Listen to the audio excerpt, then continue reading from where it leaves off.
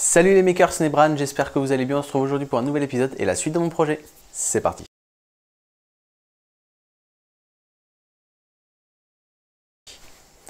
Bien, alors concernant mes imprimantes 3D, j'ai débouché la buse de ma DaVinci, c'est celle qui avait le problème le plus simple à régler, donc au moins ça me fait une imprimante qui fonctionne au cas où. Pour mon Anycubic, je suis en train de m'entraîner à sertir des câbles avant de passer au câble de l'Anycubic. Une fois que je maîtriserai bien la technique, j'aurai plus qu'à ressertir les câbles de l'Anycubic et j'aurai une imprimante qui fonctionne correctement, ce qui est une bonne chose. Et pour ma Tronxy X5, j'ai décidé de ne pas la toucher. Alors tout simplement parce qu'elle est au centre d'un de mes futurs projets et donc pour l'instant, je m'en occupe pas. Voilà, c'est tout. Bien, passons au projet.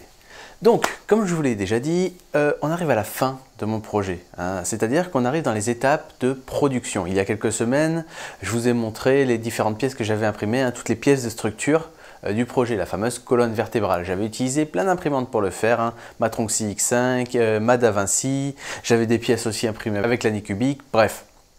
Donc j'avais imprimé toutes ces pièces et du coup aujourd'hui on va s'intéresser au boîtier en lui-même et donc on va utiliser la CNC laser. Du coup c'est pas bien grave que mes imprimantes soient HS puisque c'est la CNC qui va faire tout le boulot. Et donc je me suis dit que ça serait intéressant en fait de parler un petit peu aujourd'hui de la CNC laser et de comment je réalise les modèles 2D pour la découpe et pour ce projet en particulier. Bien, concernant la CNC, il s'agit d'une CNC laser CO2 de 40 watts, communément appelée la K40. C'est un modèle d'entrée de gamme que l'on trouve sur eBay pour 400-500 €. Le terme K40 regroupe plusieurs variations du même modèle. Moi, j'ai vraiment le modèle de base. D'ailleurs, si vous voulez investir dedans, je vous conseille de prendre un autre modèle que celui que j'ai, c'est-à-dire toujours une K40, donc pour rester dans cette gamme de prix avec cette gamme de puissance. Mais si vous pouvez essayer de prendre un modèle où vous avez un panneau de contrôle qui est plus développé. Moi, comme vous pouvez voir sur la photo, le panneau de contrôle de la CNC, c'est 3 boutons, un variateur et un ampèremètre. Il existe des modèles avec un écran LCD qui permettent vraiment de régler la puissance du laser de façon beaucoup plus précise et de pouvoir le faire à chaque fois exactement de la même façon. Donc c'est beaucoup mieux que le simple petit variateur que j'ai. Donc comment ça fonctionne? Donc c'est une CNC classique comme toutes les CNC 2 axes, c'est-à-dire qu'on a un axe X et un axe Y, donc c'est encore plus simple que les imprimantes 3D qui ont également un axe Z. Les axes, le mouvement des axes est géré par des moteurs NEMA 17 et le tout est contrôlé par une simple carte mère, comme pour les imprimantes 3D. Le faisceau laser, lui, est généré par un tube CO2. Alors, je ne sais pas exactement comment ça fonctionne, donc je ne vais pas essayer de vous expliquer. Et ensuite, le laser est dévié et apporté sur la pièce à graver ou à découper par un jeu de miroir. Donc niveau matériaux, cette CNC peut attaquer le bois, le plastique, les matériaux tendres. J'ai aussi fait des essais sur le cuir, ça marche plutôt pas mal. Par contre, il ne faut pas rêver, ça ne s'attaquera pas à du métal. 40 watts en CO2, c'est vraiment pas suffisant pour ne serait-ce que graver sur de l'aluminium ou les métaux tendres.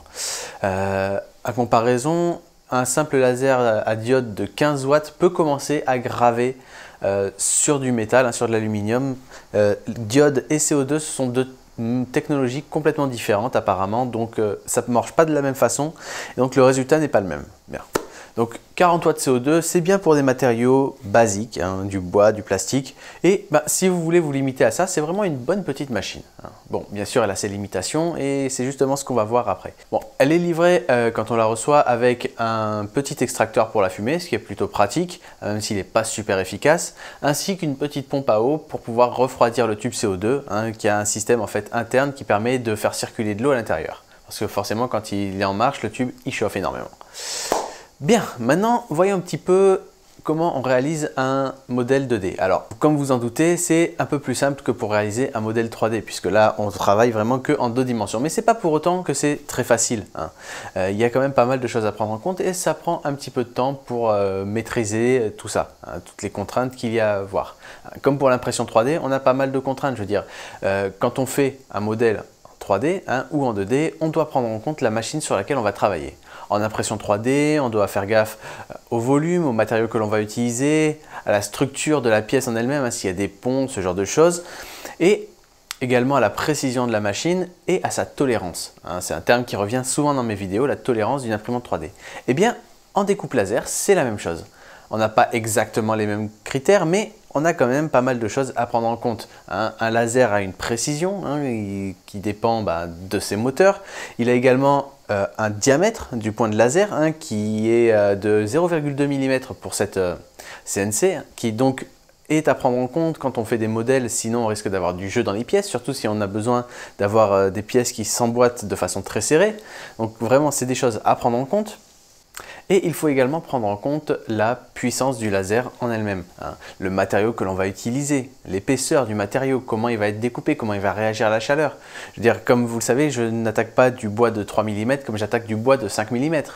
Je n'utilise pas les mêmes patterns pour les rendre flexibles parce que justement un bois plus épais n'aura pas forcément la même réaction face à un simple pattern pour le rendre flexible qu'un bois de 3 mm. Donc c'est des choses à prendre en compte. Et surtout le problème que l'on va avoir, hein, la chose vraiment importante à prendre en compte pour ce genre de gros modèle que je suis en train de faire, c'est la puissance du laser et sa surchauffe. Je vous montre.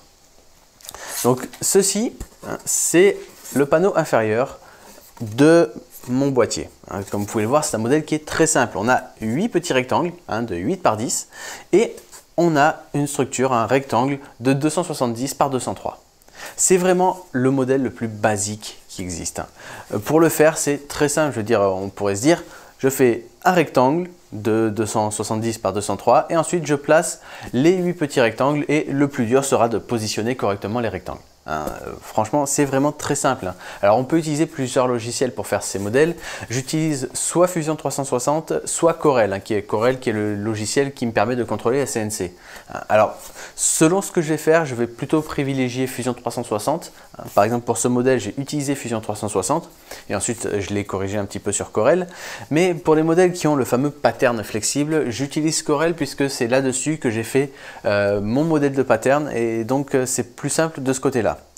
Mais bon, peu importe le logiciel que l'on utilise, en fait, il y a quand même 2-3 petites choses à prendre en compte. Par exemple, là, quand on voit ça, on se dit, ben, voilà ce qu'a fait la CNC. Elle a découpé tous les petits carreaux, puis ensuite elle a fait le tour pour tout découper.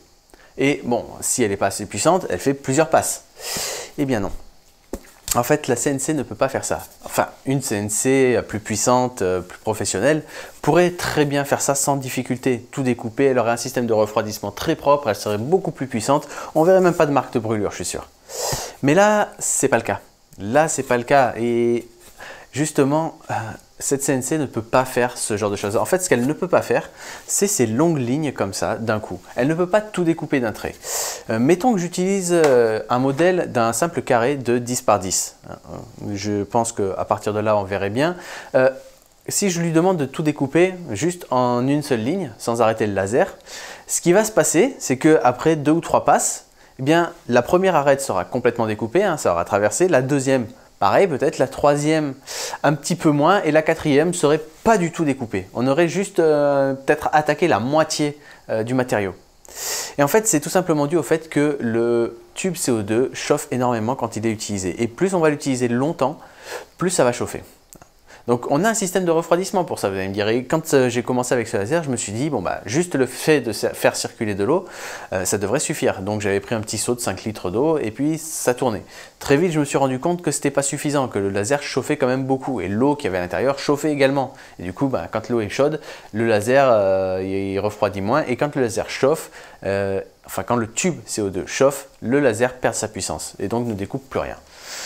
Donc je suis passé à un petit bidon de 15 litres hein, et là pareil, je commençais, j'avais de meilleurs résultats, hein, c'est sûr. Mais sur des grosses pièces comme pour ce projet, je commençais quand même à avoir un laser qui avait quelques problèmes.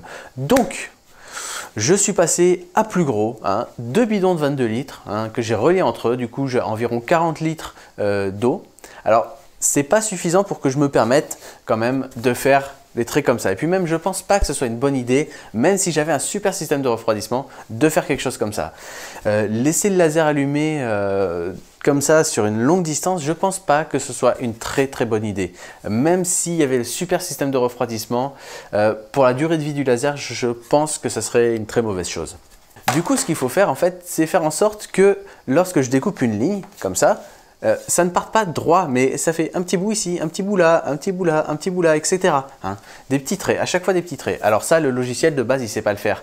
Hein. Quand je lui demande de découper un rectangle, il va me découper un rectangle. Et si j'ai fait un rectangle de cette taille, eh bien, il va découper une arête ligne droite, peu importe ce que je lui demande. Donc en fait, c'est au niveau de la conception du modèle qu'il faut faire ça. Et du coup, ça prend énormément plus de temps. Parce que quand je fais un modèle, si je fais un modèle comme ça, je vous l'ai dit, je pourrais faire un rectangle, 8 rectangles, les positionner et c'est bon. Mais là non. Du coup, je suis obligé à chaque fois de faire des petits traits, des petits traits, des petits traits, des petits traits, des petits traits. Généralement, je vais 5 mm par 5 mm. Hein. Sur Fusion 360, c'est assez facile. Sur Corel, c'est un peu plus difficile et un peu plus risqué. Parce que forcément, plus on fait de lignes, hein, plus on fait de traits, plus on multiplie les risques d'erreur. Qu'on dévie un petit peu, qu'on décale 2 lignes, bref. Plus il y a de lignes, plus il y a de risques d'erreur que quelque chose se passe mal et qu'on foute en l'air tout notre modèle. Mais bon, ça prend un petit peu de temps, mais on finit par arriver à comprendre comment ça fonctionne, à avoir la main en fait pour pouvoir faire ça correctement. Mais quand même, on a quand même parfois quelques erreurs et c'est un petit peu dommage. Mais il vaut mieux faire comme ça, hein, parce que après du coup la CNC, elle va identifier chaque ligne indépendamment et va les découper dans l'ordre qu'elle veut. Hein. Tant que je ne lui dis pas de faire au chemin le plus court, eh bien, elle va prendre l'ordre qu'elle veut. Et c'est ça qui est très bien, c'est ça qu'il faut en fait. Même si après, on perd encore plus de temps à la découpe. Parce que forcément, faire une seule ligne, enfin un trait de laser qui découpe tout le bord, c'est beaucoup plus rapide que de faire une ligne par-ci, une ligne par-ça. On perd énormément de temps en fait en chemin de buse qui va se balader. Mais encore une fois, c'est beaucoup plus efficace comme ça, beaucoup plus propre. J'ai de super bons résultats comme ça. Et encore, ça, vous voyez, c'est pas trop compliqué. Je veux dire, c'est un simple rectangle. Mais quand on attaque des modèles un petit peu plus compliqués, comme par exemple le panneau avant de mon projet, qui a une grille, vous pouvez voir sur la photo, cette fameuse grille qui permet en fait d'aérer. Cette grille, elle est en biais, il y a des bords arrondis. Là, ça a été un peu plus compliqué de faire petit bout par petit bout. Mais c'était quand même nécessaire parce que cette grille est assez grosse quand même, enfin assez longue. Du coup, j'avais peur que la CNC s'amuse à faire tout le tour à chaque fois et que je n'arrive pas à décrocher complètement toutes les pièces. Donc là, encore une fois, il a fallu que je fasse ça et c'est pas toujours très simple. Mais bon. Comme je vous l'ai dit, une fois qu'on prend l'habitude, on a des petites techniques et ça marche plutôt bien. Et on finit par arriver à des résultats qui sont plutôt corrects. Bien, donc là je parle depuis tout à l'heure, je vous explique des trucs dont vous n'avez pas forcément un grand intérêt, mais c'est pas grave parce que j'ai quand même pas mal avancé sur mon projet. J'ai fait tourner ma CNC tout le week-end pour réussir à faire ça correctement. Et je peux enfin vous présenter mon boîtier. Hop là. Magnifique, le boîtier complètement terminé. Oui, je suis très fier de moi sur ce coup-là, je suis content. Depuis le temps que je fais en fait ce projet, ça me fait quand même plaisir de pouvoir voir le boîtier une fois assemblé. Alors, c'est pas la version finale. Alors en fait, ce que j'ai fait, c'est tout simplement que j'ai utilisé le panneau supérieur comme panneau inférieur également. Alors comme vous le savez, le panneau inférieur, il va y avoir également les supports pour la carte mère, des trappes pour accéder à différentes pièces. Donc c'est pas encore fini. Mais là j'étais obligé de le faire juste pour pouvoir l'assembler complètement. Vous voyez ces parties-là, franchement, c'est ça qui m'a donné le plus de mal. J'ai fait quelques erreurs sur le modèle et voir ça complètement découpé. Donc franchement, c'est vraiment génial. J'ai le boîtier entre les mains. Et franchement, il est un peu gros. Bon, il n'est pas super profond, ça c'est sûr, mais en même temps la carte mère est vraiment petite. Je ne sais pas si vous vous rappelez, voici une photo. La carte mère de cet ordinateur portable est vraiment petite. Et une fois assemblé, le PC il ne sera pas capable de grand chose non plus. Je veux dire, c'est un PC qui à la base avait été développé pour Windows XP. Du coup, il ne va pas servir à grand chose, j'en suis bien conscient, mais j'ai quand même mon boîtier et je trouve ça génial. Alors, c'est pas encore fini, il va falloir que je refasse les petits encarts ici, les petites pièces pour venir prendre les extensions et que j'imprime correctement le support pour la carte mère, ce que je ne peux pas faire sur ma DaVinci parce qu'elle n'a pas un plateau suffisamment grand, mais je pourrais le faire sur mon iCubic d'ici quelques semaines je pense, donc voilà, pas de souci de ce côté là, mais en attendant franchement c'est génial, j'ai le boîtier complet et j'adore en fait, depuis que je l'ai monté je suis comme un fou, j'adore ça. Alors par contre du coup quand je vois le boîtier une fois assemblé, comme je vous l'ai dit, il est un peu grand. C'est ce que je m'étais dit quand j'ai fait le premier assemblage, vous vous rappelez, avec juste le panneau avant, c'est que ça fait un petit peu overkill pour le PC qui, comme je vous l'ai dit, n'est pas très puissant. Alors au final, ce PC, je pense que je vais m'en servir pour ma Tronxy X1. Hein, vous vous rappelez la petite Tronxy X1, je suis en train de travailler dessus. J'ai fait quelques add-ons, hein, vous pouvez voir sur la photo. J'ai changé la tête, j'ai mis une chaîne de câbles.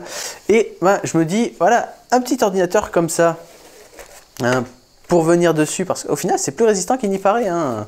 Je pensais que j'aurais un petit peu de mal, que j'aurais pas de résistance de ce côté-là, mais c'est plutôt pas mal. Du coup, je pense que je peux mettre quelque chose par-dessus, comme une petite imprimante 3D par exemple. Et du coup, ben, ça me donnerait un petit PC qui serait dédié uniquement à la Tronxy X1. Alors, pas très puissant le PC, mais en même temps, la Tronxy X1 en elle-même n'est pas super puissante. Et du coup, ça limite le nombre d'extensions que j'aurais à utiliser, puisque ça serait basiquement un système de contrôle pour la Tronxy. Par contre, ce projet m'a donné une nouvelle idée. Une nouvelle idée, en fait, basée sur ce boîtier. Quand j'ai vu, en fait, surtout la partie découpée du boîtier, vous savez, le premier que j'ai fait pour tester la face avant, l'idée que j'ai eue à ce moment-là, ça a été d'adapter juste cette partie, hein, quelque chose de pas très profond, peut-être ça d'épaisseur, hein, juste l'adapter pour un Raspberry Pi. Alors je sais, on tourne un petit peu en rond parce que à la base, j'ai fait une découpe de boîtier pour Raspberry Pi et j'ai eu l'idée de ce projet. Et ensuite, à partir de cette idée de projet, enfin à partir de ce projet, j'ai une idée de boîtier pour Raspberry Pi. Donc c'est un cercle vicieux, mais là, c'est pas pareil en fait.